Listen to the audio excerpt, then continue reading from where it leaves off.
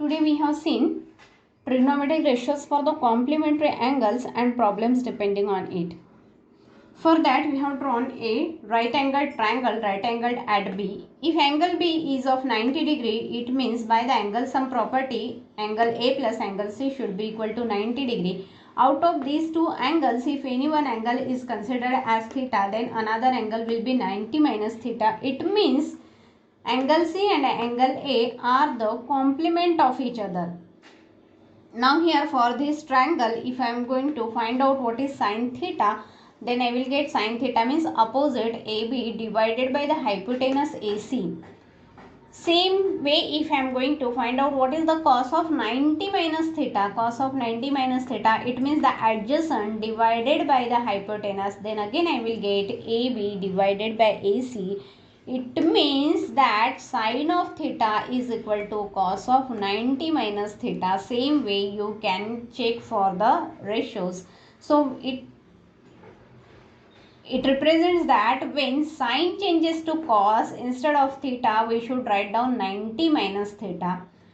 When sec changes to cosec or cosec changes to sec, instead of theta we should write down 90 minus theta. When tan changes to cot or cot changes to tan, then instead of theta we should write down complement of theta. It means 90 minus theta. Now depending on this, some problems are given in exercise 8.3. So we have started it from here. Exercise 8.3. Sine 18 degree divided by cos of 72 degree. It is asked to evaluate. Evaluate means we should find out the value for it. Now sine we can change to cos, or this cos we can change to sine. Here what I have done, I have shown that this cos I kept as it is and this sine is changed to cos. When sine function changes to cos, then instead of 18 I should write down complement of 18. It means 90 minus 18 and we will get here 72. Now cos of 72 divided by cos of 72, that will be equal to 1. Same way we can solve the other problems depending on this. Now in second question, some function it is given and it is again asked to show that is equal to 1. Now here what I have done, tan of 48, tan of 23, tan of 42 and tan of 63. I know that 23 and 67 they are complement of each other. 48 and 42 these are the complement of each other. First tan function I kept like that only. Second tan function I kept like that only. Out of the complement any one we have to change. Out of these two any one I can change. Okay. So now here we can see that we will get it here. This it is kept as it is. Tan 23 is kept as it is. Now what is changed? This tan of 42 is changed to cot and 42 changed to its complement. It means 48. Tan changes to cot and 67 changes to its complement. It means 23. Now if I am going to multiply tan of 48 into cot of 48, cot of 48 is nothing but 1 by tan 48. So this will get cancelled. Similar way this and this will get cancelled and hence I will get is equal to 1. These are the two reciprocals of each other. Same way these two are the reciprocals of each other.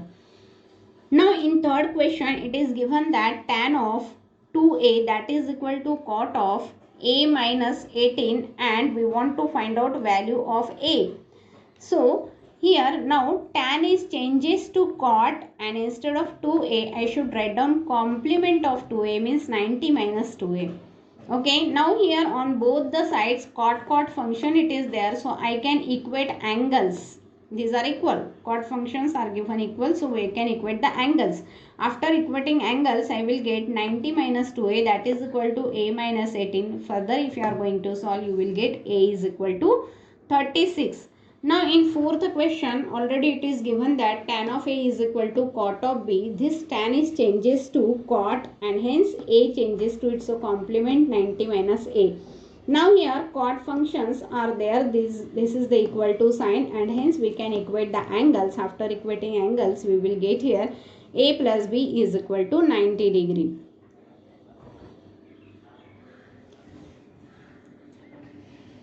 Now in sixth question, already it is given that ABC are the interior angles of a triangle, and hence we can write down that sum of all the three interior angles is equal to 180 degree by angle sum property.